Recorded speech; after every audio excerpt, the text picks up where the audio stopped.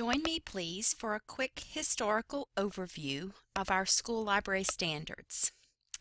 Through the years, our focus has changed from collections of resources to services to students. We have taken an active role in the teaching and learning that takes place in our schools through collaborative instructional partnerships. Let's take a quick look back at the history of our school library standards. The very first set of standards for school libraries was published in 1920, a joint publication of the National Education Association and the American Library Association, and provided standards for libraries in senior and junior high schools. This publication was followed in 1925 by the Elementary School Library Standards, again a joint publication of the NEA and ALA. The next set of standards was published in 1945, titled School Libraries for Today and Tomorrow, Functions and Standards. This was the first set of standards that covered K-12 school library programs. It set the precedent for today's programs, and it was actually the first set of standards that differentiated between school and public libraries. And if we think about the two types, school and public, we think that they are different in their collections and in the services that they provide. The next set of standards came out in 1960. Notice the title, Standards for School Library Programs, and this was a publication of the American Association of School Librarians, which had become an official division of ALA in 1951. This set of standards, published in 1960, reflected changes in the field since 1945, but it also included many elements that we still see today. It urged school librarians to work closely with teachers in the selection and use of all types of materials. It also emphasized the school librarian's role as a teacher, jointly responsible with the classroom teacher for teaching library skills as an integral part of student learning. The next set of standards was published in 1969, Standards for School Media Programs, a joint publication of the American Association of School Librarians and the Department of Audiovisual Instruction from the National Education Association. DAVI was a precursor to AECT, the Association for Educational Communications and Technologies, which still exists today. The 1969 standards were the first standards that used the term media. So this is when we became school library media centers and we became school library media specialists because of the influx of media, film strips, slides, transparencies, films, audio recordings into our library collections. The 1975 standards, Media Programs, District and School, were again a joint publication of the American Association of School Librarians and the Association for Educational Communications and Technology. And this set of standards took an approach that focused not only at the individual school level, but also at the district level. By the mid-1970s, school districts had realized that they were spending a lot of money on this new media and that they could purchase one copy of a film, one copy of a film strip set or a set of slides, and house these materials at a district media center and then circulate them to the schools as needed. So this set of standards, as I said, really does address not only the building level standards, but also what type of media services might be needed at the school district level. Up to this point in time, the focus has been on quantitative measures. How many books per pupil a library collection needs to have in order to be a quality collection. How many film strip projectors are needed in the school. What sort of square footage is needed in the library facility. So up to and through the 1975 standards, we were very much quantitative focused, numbers based, to determine the quality of our library programs. With the 1988 standards, the first information power, things changed. Guidelines for School Library Media Programs was the subtitle. So we have both library, the book people, and media, the audiovisual people, together, addressing this one set of standards. AASL and AECT, joint authors of the standards. The focus was again on the building level, and the focus was on information power.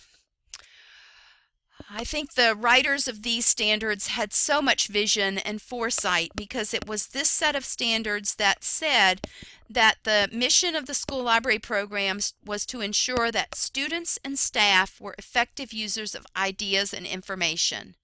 When we think of 1988, this was early days of computers in our schools, no internet yet, and yet the mission of the library program is to ensure that students and staff are effective users of ideas and information. This set of standards identified 3 roles for the school library media specialist, identifying us as a teacher, as an information specialist, and as an instructional consultant. Those were the 3 roles put forth by the 1988 information power. We were teachers, we were information specialists, and we were instructional consultants.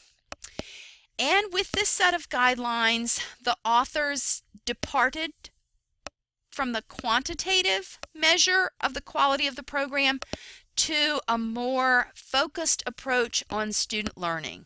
Our job was to help students and staff become effective users of ideas and information. So not so much how many books we had in our collection or how many film strip or film projectors we had, but rather what we were doing with those resources to impact student learning. In 1998, the second information power was published with a different subtitle, Building Partnerships for Learning. This information power identified 4 roles for us as school library media specialists: still teachers, still information specialists, instructional partners, the consultant term didn't go over very well, and the 4th role identified for us was that of being the program administrator, the invisible but very necessary work that goes on behind the scenes to make our library programs effective. Information Power Building Partnerships for Learning retained the same mission for our school library programs, to ensure that students and staff are effective users of ideas and information.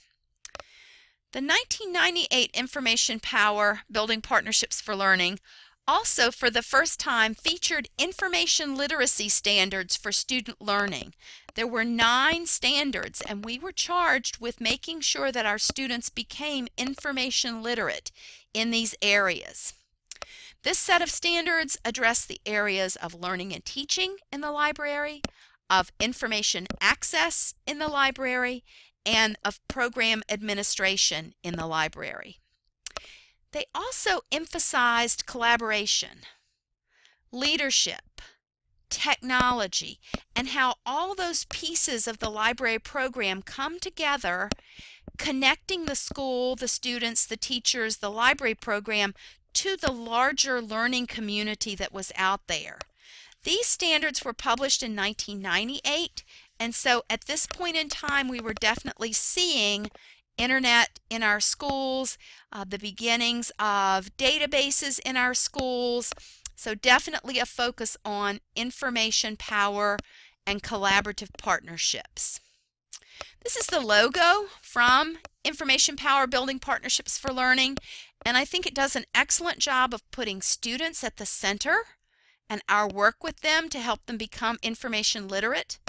We accomplish that by being leaders in our schools, by integrating technology into our instruction, and by collaborating with our fellow educators. We do this in the areas of learning and teaching, of information access, and we administer our programs so that they can be effective. And then we are a part of that larger learning community with information flowing in and out, back and forth. In 2007, we got our Standards for the 21st Century Learner, which we will work with quite a bit in this class. They were released at the AASL National Conference in Reno. We have 4 standards.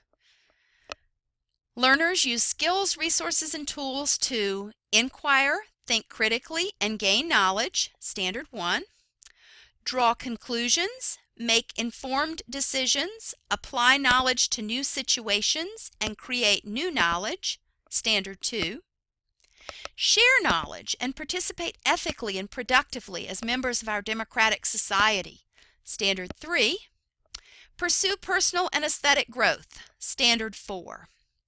Within each of these 4 standards, we find 4 strands: the skills strand, the dispositions in action strand, the responsibilities strand, and the self-assessment strategies strand.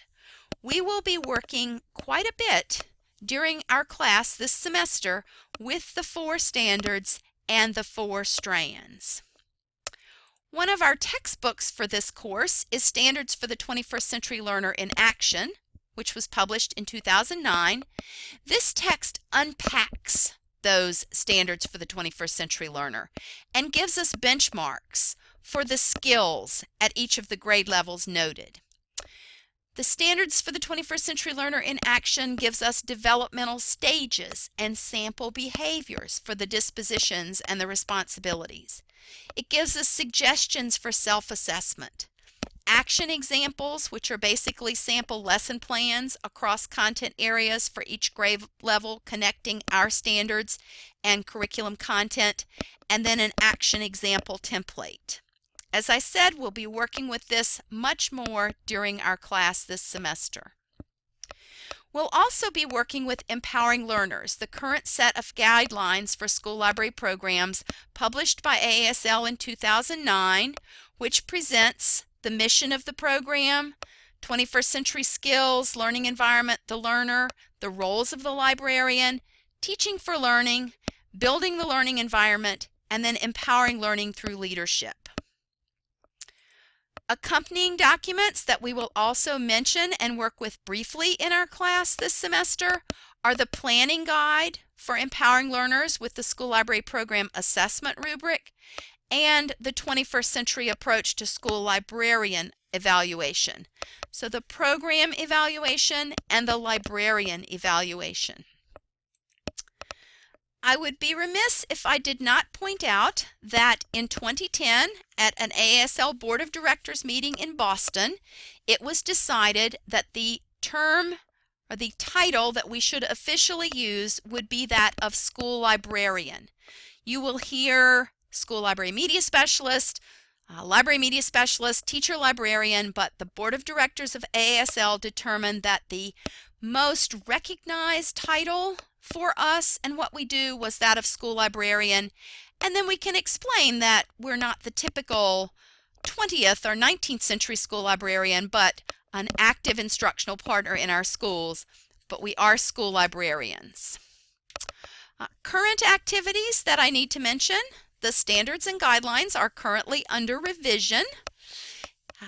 We have an editorial board working on them and an implementation task force, and the new standards and guidelines for our national school library media programs will be unveiled at the 2017 National Conference in Phoenix, Arizona in November.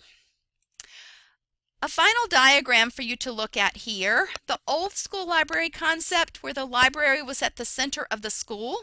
The physical space still is, but the library now is network central, with information and services not only in the facility itself, but throughout the school and outside the school. And a quote that I would like to leave you with: We must be perceived as strong, creative, collaborative professionals, visible leaders in our schools.